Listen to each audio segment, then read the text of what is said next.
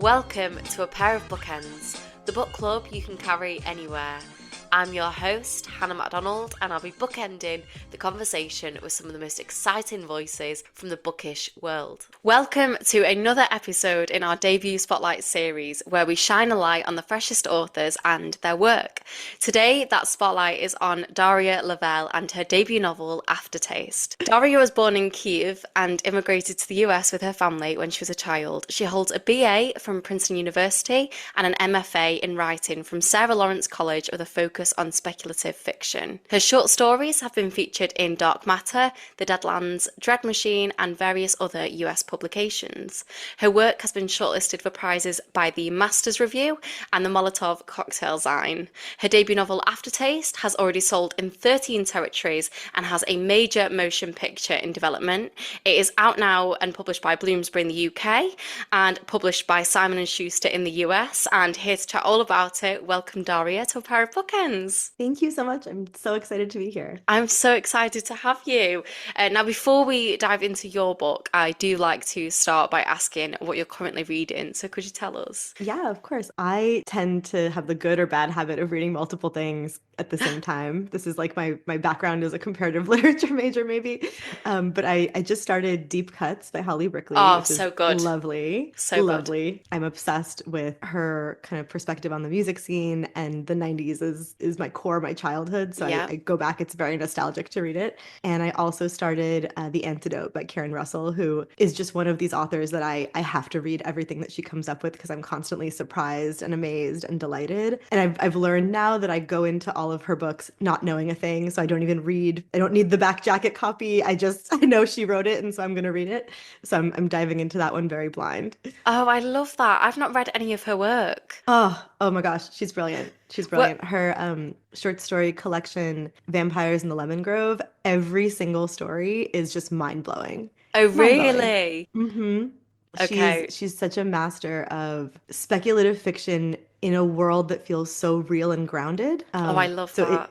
it's either like very deeply historically based, or it takes place in just present day suburbia, and then something amazing happens. But it's just so casual. It's just woven Mm. in so normally, and so, just part of the atmosphere of what she's building. It's incredible. And her writing is just gorgeous. So Oh, I highly, highly love recommend if you that. haven't read her. Yeah, I'm gonna have to get that on my list immediately. I really admire the fact that you're able to read multiple books at once because I feel like I just have to stick with the one book, and I don't know if it's because I read so much for the podcast that it feels like I have to just give one book my full attention and then I'm able to Mm. move on to the next one because I know, well, I've got that interview first, I need to focus on that and then I can start the next one. I think I'd be too scared of like mixing up the So storylines. I try to read things that are different enough, so I won't read That's two fantasy smart. books at the same time, or Yeah. two, historical fiction or something like that. But I find something really interesting happens. Maybe it's just based on my selections, but I find that the texts start to speak to each other. Oh, I love Like I'll that. find certain themes that go between the books I'm reading, or if I'm listening to a book and reading one physically. And it's fascinating to see like these things happening in the ether, these things Yeah. going through all of these different writers' brains. It's very cool. I need to try it. I think in the summer when I'm having a little podcast reading break and I can just pick up whatever I want, I'm going to maybe try. See, I'll test the It's a waters, different see if I can way balance to it. read. Yeah. For sure. See how I get on. You actually already have you mentioned deep cuts, and I was going crazy on my interview with Holly Brickley because I had somehow missed the news of the adaptation of her book, and she told me about it on the podcast, and I was completely obsessed with the fact that it was Saoirse Ronan playing the lead in her book adaptation. But you have an adaptation of your book on the way. How does that feel? So I can't say too much about it. It's Of not course. fully public yet, but it is the wheels are turning, things are happening. It would be an absolute dream to see this kind of come to life in a visual way. I think it's an incredibly visual book, and when I write, I tend to write from these images that come to me. So in my head, it always plays like it's on film. Oh, I So it would love be that. so exciting and so fascinating to see somebody else's take on what I've seen in my head for so many months and years as I've been writing this.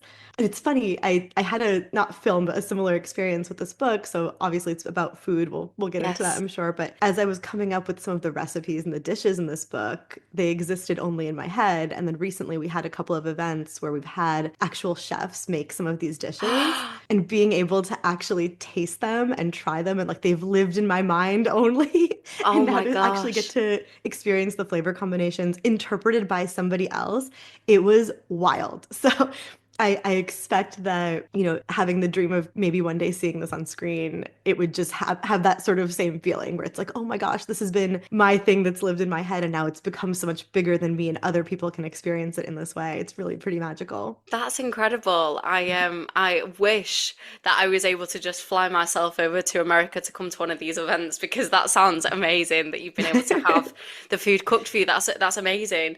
And I think it was you that has said this, so I don't want to misquote you, but I feel like when you've spoken about the book, you've said it's like the bear but make it magic. Yes. Was that you? Yeah. Yes, Which I that was loved. I me. think it's the perfect description of it. And I think so many of us were so invested in The Bear, and it's such an Mm, incredible series that you're like, when somebody says something's like The Bear, or when somebody says something's like an amazing TV show or film or something that you've seen, you're always like, oh, but what if it's a letdown if you've really loved something? And when I dived into this, oh my gosh, I was immediately hooked. I thank absolutely you. loved this book, and as somebody that's worked in restaurants for so many years of my life was spent working in restaurants, you really captured the kind of pace of what it's like to work in a restaurant, and how people that work in hospitality, it becomes so much of their life, like it's just their world, and they don't really have a lot outside of it. Like they do, but their Mm. work is kind of their life. And I thought Yeah. you captured that so well. I think it's probably best if I hand over to you. So could you tell the listeners a bit more about what Aftertaste is about? Absolutely. Yeah. So it is very much a hybrid. So it is a combination of a lot of different things. It is part ghost story, it's Yes. part love story, and I would say it's all food story. Food is the Mm, the underlying theme through the whole thing. So it is the story of a man named Constantine. He loses his dad very suddenly when he's a little boy, and about a year later he develops this ability to taste the food of the dead. So he will not have eaten anything, and a flavor will just flood his mouth, and he'll know that a spirit is present. It's something that he hasn't eaten. It might be a dish he's never even tried. And it begins with his father's favorite dish, which he's actually never eaten, but he instantly recognizes it, and he knows that it's his dad trying to contact him through this flavor that appears. And it completely freaks him out. He doesn't really engage with it. He tries to keep it a secret for most of his life. And then he's in his 30s. He's working at this kind of dead end job. He's a dishwasher at a fancy speakeasy in New York City. And he experiences one of these aftertastes with one of the patrons who shows up to the bar, and he decides to act on it. So he discovers through acting on it, he actually cooks the dish that he tastes, and he finds out that he can bring a spirit back from the afterlife to the living realm for one last meal with someone they loved. And this sets him off on this journey to open a New York City restaurant serving closure, never expecting that this pathway into cooking in the kitchen is going to lead him to his own epic love story, or that it could cost him everything because he is wreaking havoc on the afterlife in the process. So it's a book that asks, what would you give for one last meal with someone that you loved? And how far would you go to make that happen? And is that a good idea? I mean, do you think it's a good idea? We can't give any um, spoilers, but I won't. I'll try not to give any spoilers. I mean, I think it's a question that I grappled with a lot as I wrote this book, because so I in my life, in my family, the way I was raised, I genuinely, like with my whole heart, believe that death isn't the end, yeah. right? So I believe in an afterlife. I believe that people we love are still with us. They're present. We can feel them. We can connect with them in ways even when they're gone. And so I thought a lot about not only, what do we want when we're left, and someone we love has passed away, but what does that spirit want? And Mm, I couldn't reconcile the fact that they would want us to feel stuck and mired in this grief in a way where we couldn't live our lives and we couldn't find any sort of joy again. yeah. I think of the people that I love, and if I were to go, I would want them to experience happiness and joy, and I wouldn't want them to forget me. I would want to be remembered and brought with them to all of their events, and to kind of continue to be with them in some way in their lives from afar, from the spirit world. But I think a lot of what the book examines is, how do you hold on and how do you remember someone in a way where it doesn't prevent you from continuing to live, Mm. in their honor to your fullest ability. And I think a lot of the characters in the book, especially the ones who have this connection with these spirits and want them to come back and need to have that closure that they Yeah. can't seem to get any other way, I think they haven't been able to let go. So I think those are the big questions that the book kind of explores and thinks about. And, how do you keep someone in your life in a way that both honors them and gives you kind of the support that you need to continue to live. Yeah, for sure. And so much of the book centers around grief, as you've touched on, like you said, the jumping off point is Kostya losing his father and Mhm. him kind of dealing with their final interaction. Yeah. And there's so many different characters in the book who are kind of dealing with grief, but not only grief, but regret as well. And thinking about that, like you just said, that if you could bring somebody back and have that last conversation with them, or, maybe just check that everything's okay, that they're okay, that everything between you is okay, would they do that? And I was really curious what made you want to explore grief through the lens of food. Yeah, so I think it's funny. The way that this book came to me, I almost had no choice because it came sort of fully formed. I was having a writing session. I had this one really strong image, this idea, and it just came into my head, and it was like Kostya experiencing an aftertaste because it was there and I didn't know what it meant.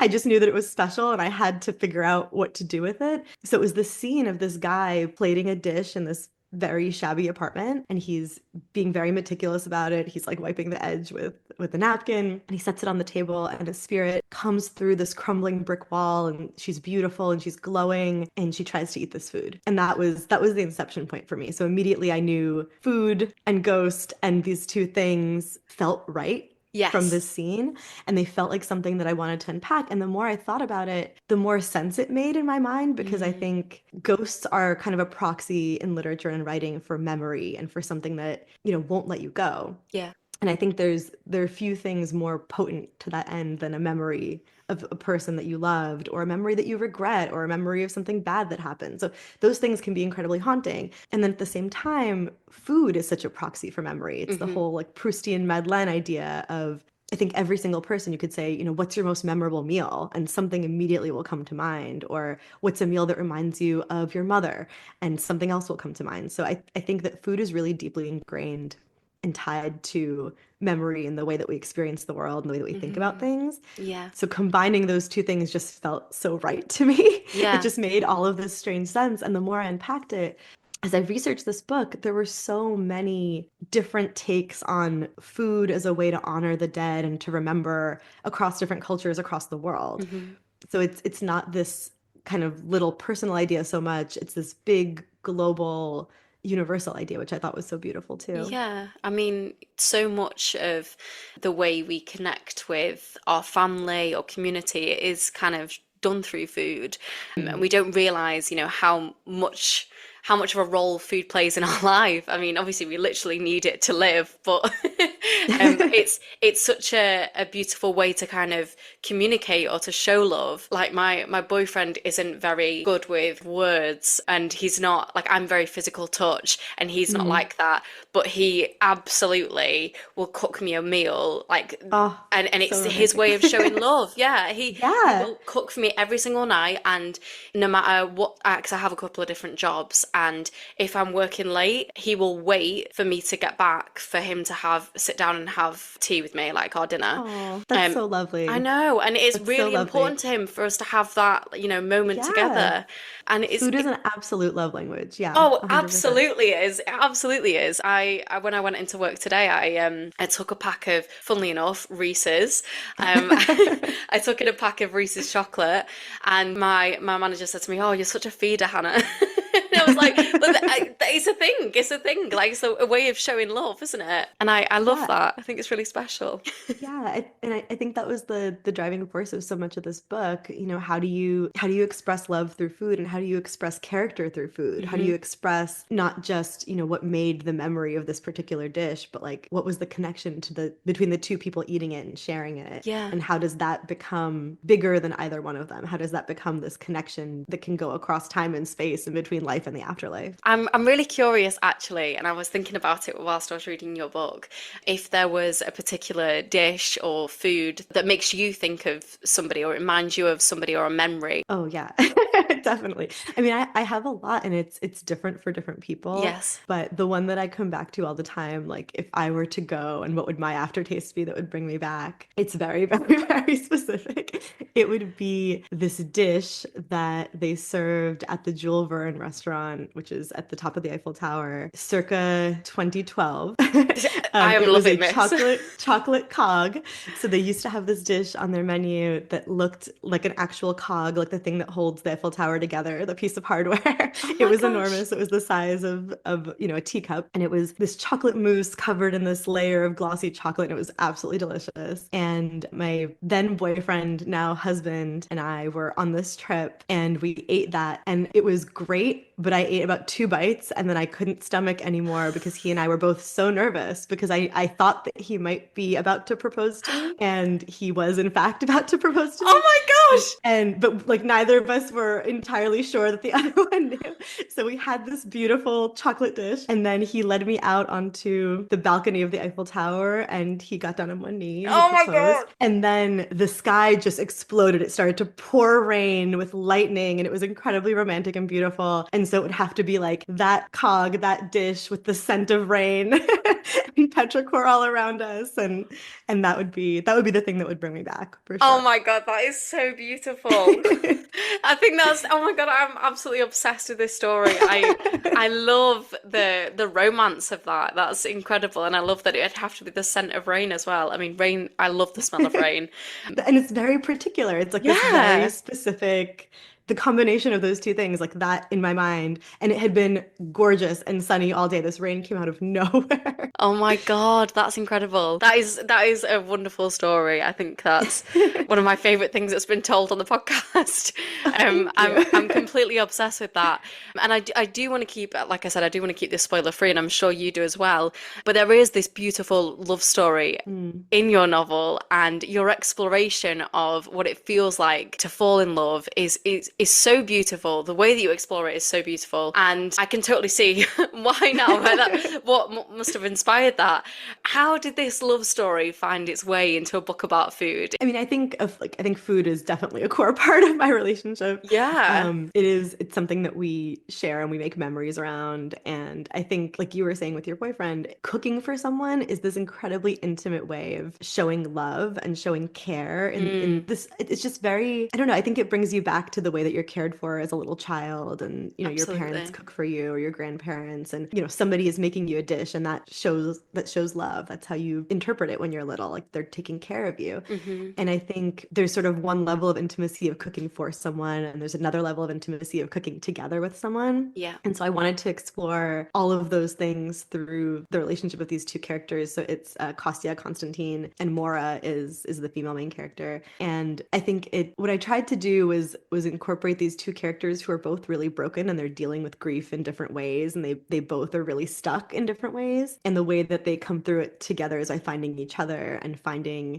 this connection through food. That kind of becomes one of the first ways that they get on the same wavelength, which they're not necessarily in the very beginning when they first meet. But I think neither of them is great about talking about what they're feeling Mm, on the deeper level. They're kind of feeling each other out in the yeah. beginning, but food becomes this way for them to connect, and it becomes this instant like I see you. I see what you've made for me. There's one scene where Kostya is making Mora dinner, and he's so thoughtful about what he wants to serve her because he wants Hmm. to cook her something that's going to show her his background and his heritage and where his family is from, Hmm. and kind of open up all of those conversations. And I think that's part of the magic of food too, that you can connect in this deeper way, and you can talk about this dish you're eating, but also all the things that that dish means. Yeah, absolutely. And I loved the way he kind of thrived off off, seeing her reaction to what he'd made her. And then, she has this certain reaction to one part of the meal. And then the next part is kind of her reaction's less than that. And he knows straight away. He's like, no, because her What's reaction's not wrong? the same. So there's something not quite right. And then I don't know if this is much of a spoiler to mention the salt. Is that a I don't spoiler? think so. I mean, it's on the cover. At least it's on the US cover. So, Okay. so I mean, salt becomes a theme and a proxy. There are a couple of different I'll call them like food-based themes that occur Hmm. throughout the course of the book. They're kind of like refrains that come up. So Reese's is one Yes. that you mentioned that haunts the book.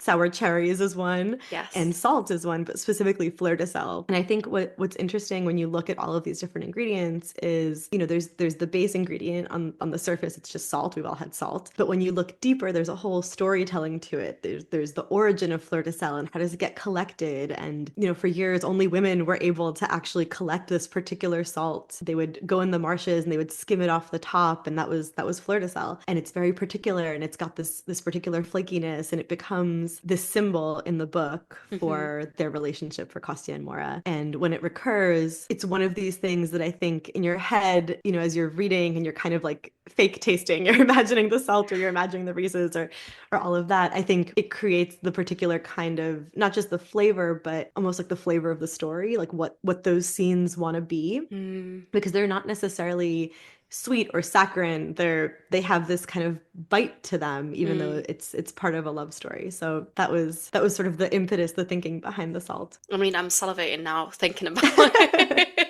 I've never tried. Is it fleur de sel? De sel? Fleur de Sal? sel, Fleur fleur de de sel. I've sel. never tried it.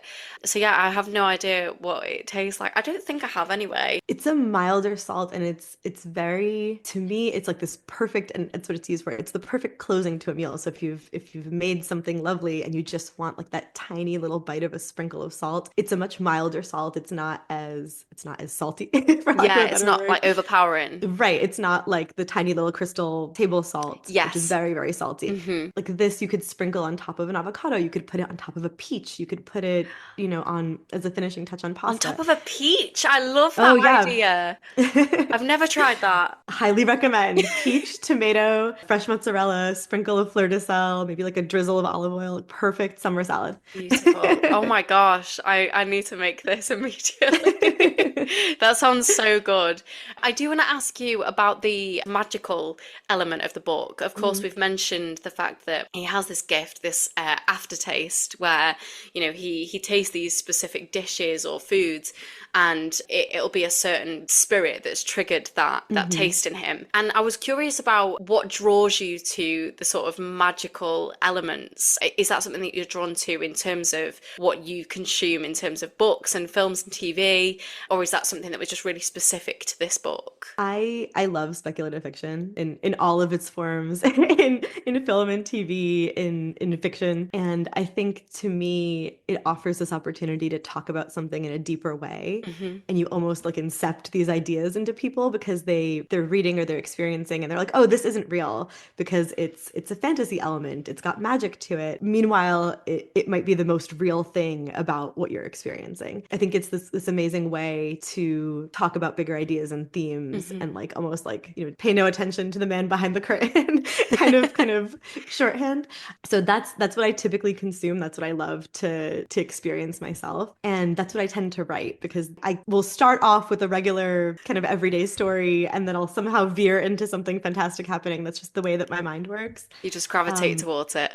I just gravitate towards it. And I think in this book in particular, it offered this opportunity to think about how do you build character using this sense that's not as commonly explored in Hmm. literature. So very often, you build character through what they see, what they say, what others say about them, what their actions are doing happening in the real world. But I think it's more rare to experience a character through what they're tasting Mm. and what memories those tastes elicit. And so the way that taste functions in the book really is almost like a flashback trigger. It becomes this way of calling back a scene that's happened while you're still in the scene that's happening, because the flavors are calling back all of these experiences and all of these things that have made this character who they are. That was one of the most fun parts of writing this book, was coming up with the recipes. And it wasn't just an exercise in, oh, what do I think is going to taste good? It's also an exercise in deeply understanding each of these spirits that are being brought back, and who they were and why they would eat something particular, and why, this particular dish has meaning for them. And meaning can come from anything. It can come from,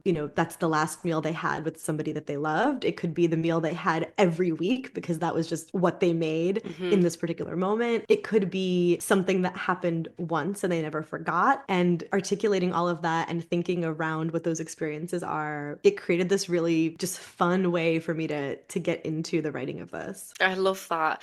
Were you having to eat quite a lot whilst writing this book? I am constantly snacking while I write. What are your favorite writing that... snacks? I've got asking the big questions here.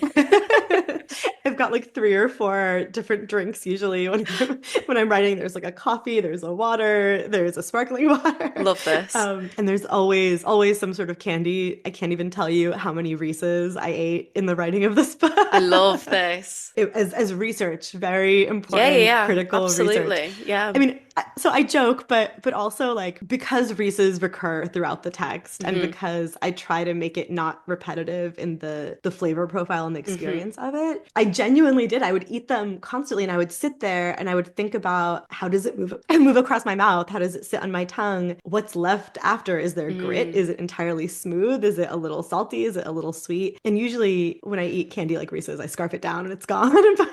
but I was very, very, very particular thinking about what the reading experience is going to be like, and how can I make it come as close as possible to actually tasting this for a reader. I love that. And if there's anything that you can use for research process, Reese's has got to be the best thing to use. I had a Reese's cookie pie last night, and it was a delightful experience. And I was like, oh, look at this. It's very serendipitous. I love that. So yeah, what a joy to get to eat more of that and to really think about it. Because you don't, do you? You eat something like that and you're like, I just want to scoff it down, to actually sit with the taste of it. I really should learn to do that, but I have a tendency to just eat really fast because I'm enjoying it so much. That's why they give you 2, because you scarf the first one down. And exactly. You need a second one immediately. Exactly. I want to ask you about the backdrop of the book, which is the New York culinary scene. Your protagonist, Kostya, as we've mentioned, has worked in a Michelin star restaurant. He's worked for this quite renowned chef. His best friend Frankie is also a chef, and like I said before, their whole world kind of revolves around their work. And I wondered what interested you specifically about the New York culinary scene. So New York was always my nearest city growing up. It was always where, when we said we're going to the city, we meant New York. And I was fortunate enough to get to live in my 20s in New York and very close to it. And so I have all of these core formative memories of different restaurants, of different bars, of different places that I just ate in New York City, just experiencing what it was like. And I think the culture is so particular around food. I think it's so rich and it's so varied. You could have a different cuisine for breakfast, lunch, and dinner, and a snack in between, and you could do that every day for a year, and you probably still wouldn't visit all of the restaurants in Manhattan. I think that there's also this really amazing diversity in terms of, you have the Michelin starred, very, very expensive, fancy tasting menus that you can go and experience there. And then you also have like halal trucks on the corner where you can't walk by without stopping because it smells so good, the street meat. So I think that there's this really interesting kind of conversation happening between high and low, and like fine dining and sort of hole in the wall cuisine. And there's something for everyone. And I think that you can experience just a lot through the food in Manhattan. I think it's a really vibrant scene. And I thought that it was interesting to get to show some of those differences in Kostya's experience in the kitchen. So he starts out at a fancy speakeasy and he hates it, and he happens to not be in the kitchen. He's the dishwasher. Yeah. And he doesn't like the vibe there at all. Then he moves to this Michelin star restaurant and he develops this love for food. He develops this appreciation for ingredients and putting something together and being really thoughtful about how to actually prepare it and what it means to be in food service and what it means to create an experience. And then he winds up, without any spoilers, doing his own thing in a much more modest situation. And he understands all the difficulties that are associated with actually trying to start your own enterprise. It's a really grueling, difficult industry in a lot of ways, and I tried to show a lot of different facets of it. Yeah, and I think you did a really great job of it. But was it important to you to kind of represent the life of a chef in like a particular way? You know, was there anything that you were kind of conscious of? I know it's not necessarily stereotypes or anything, but were you, you know, ever thinking about the representation of that job? I was trying to do a couple of things. So I had to kind of get Constantine from not knowing what his gift meant Hmm. to embracing it and being able to do something meaningful or try to do something meaningful with it. I wanted to show what it was like. Obviously, it's a much more focused experience that Kostya has because I've got to move the plot along a little bit. So, his timing and the way in which he rises through Hmm. the culinary world is certainly faster paced, I think, than the average person would experience that. But I did try to show, there are many steps involved, and you don't just start out and you're a head chef and you get your own restaurant. That's not how these things Mm. happen. There are a lot of relationships that you have to cultivate. There's a lot of learning, there's a lot of experience that most people have to go through. And there's also the different tiers. There are people who come in through culinary schools and they have a certain experience. And then there's people who come in kind of just starting at the bottom and working their way up, and they have a different experience. So I tried Hmm. to show different facets of it. I tried to also, through Frankie, give Kostya this sort of proxy of like somebody who's in the know who can bring him along. So his roommate Frankie in the book is already a more established chef. Hmm. He's the one who kind of gets him into this Michelin restaurant, again as a dishwasher at first. And he takes Kostya under his wing, and Frankie is someone who is constantly hustling. Like he wants his own restaurant. He wants to be in charge. He wants to kind of be able to dictate what his restaurant experience is going to be like. And he goes to great lengths to try to make that happen for himself. Yeah, and he really does. He has so much ambition and drive, and I think they both do. And yeah, it's just amazing to see the kind of their story arc is incredible. But we said we wouldn't give any spoilers, so we cannot.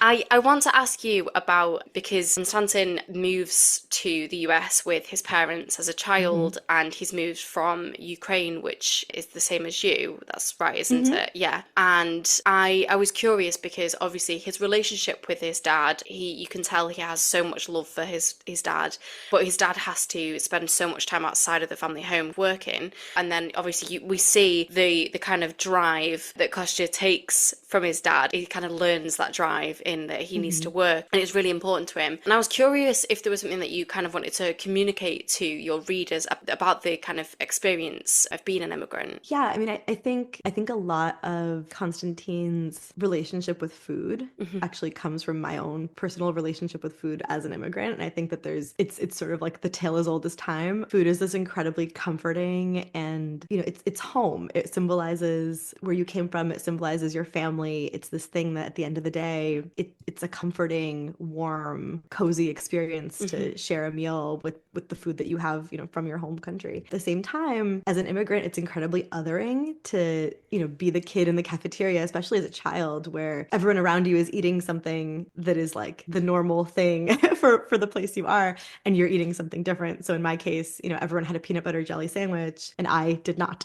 Yeah. And that's Kostya's experience very much. So he's straddling two worlds. He's got, trying to be American enough, and then he's got all of the experience of the food that's Ukrainian and Eastern European that he loves, that ties him to his dad, especially after Hmm. his dad is gone. So he's got like a foot in two worlds. And I think that was a metaphor for me in the way that he also has a foot in two worlds between the living and the dead. So he gets othered by food in Yeah. in multiple ways in the story, both because he can never quite fit in. He always feels a little bit like a misfit, and because he's, literally able to taste the flavors of the dead. So Hmm. he's got all of these big problems associated with food that is not like everybody else's food. Yeah. And a lot of that, I think, came from, my experience as an immigrant. I think it's really hard to try to find who you are as you're straddling two cultures. And so for him, that manifested in this way. And what is the food that reminds you of home? Oh my gosh, there's so many.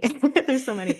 So my parents would always make pelmeni, which are these little Russian style dumplings, and they would make vareniki, which are Ukrainian, a different kind of dumpling, and they still make them, but they would make hundreds of them when I was growing up, and they would have an annual party where they'd have, friends and family over. And so for me, that has just such a strong tie to home. Mm. And then my mom would make these little pies that had either egg or meat in them, called piroshki. And I just know if I walk into their house and I smell it, it just brings me back to childhood. I love I mean, that. I basically put like all of my flavors that I love, like sour cherries and pickled things and, smoked fish. All of that stuff is in the book as part of what Constantine loves and what gives him comfort. Yeah, I'm really curious about I'm still thinking about the food.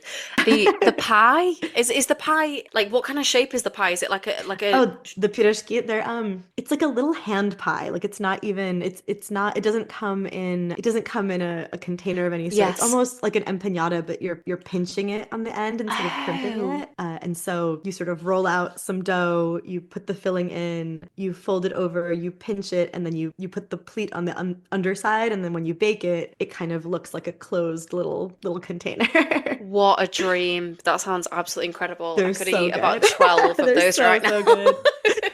I'm torturing myself now. So, if it wasn't already apparent to the listeners, I loved this book and I just it was just such a treat to read so much about food with these incredible descriptions. My only advice for listeners that are wanting to pick up this book is to please make sure you've got snacks handy. Do not read this whilst you're hungry because it will only make things worse. But it was such a delight to read this book, and it just feels like you must have had so much fun writing it because it was such a joy to read. So thank you for Thank you writing so this much. book. But before I let you go, I do like to finish by asking for a recommendation. So is Yeah. there anything that you would like to recommend to the listeners? So I know typically it's something from, film or TV or a book. I have an alternate recommendation, Let's hear it. which is one thing that I started doing many years ago, but that has served me so, so well, is anytime you travel, if you're going to a new place, in addition to all of the typical touristy things, book yourself a food tour. There is no better Yes. way to discover a new culture, a new place, a new city than experiencing it through its food. I found Mhm. like every single time that I've done a food tour at a place, I felt more connected to it. And I felt like the conversations just open up around these different locations, around food in ways that you would just never have in other circumstances. So book a food tour. That is an amazing recommendation. And now I need to steal you for 2 more minutes because I need to hear about a particular food tour that you've enjoyed. So please do tell us. Yeah. Oh my gosh. So years ago, the very, very, very first food tour we ever did, my husband and I went to New Orleans, which has an incredible food scene. I've heard And this. and we did a bike food tour, which Oh, if wow. you know me in real life, I am not coordinated. I should not be anywhere near a bicycle. But here we were.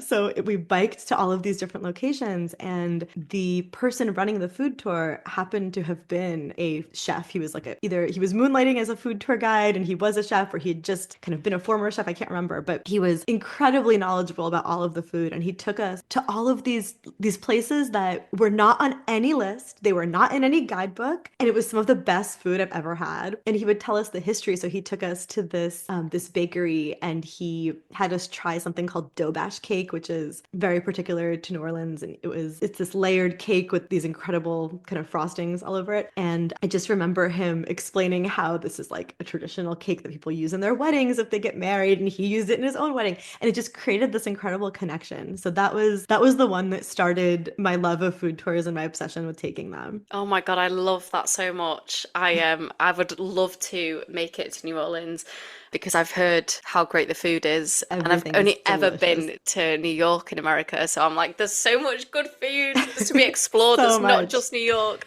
And every big city has its own, its own food culture, which is what's so Yeah. amazing about taking food tours, that it's hard to discover it on your own, but it's easy for someone who lives there. Yeah, absolutely. It's such a great recommendation. I'm so glad that you've said that. Thank you.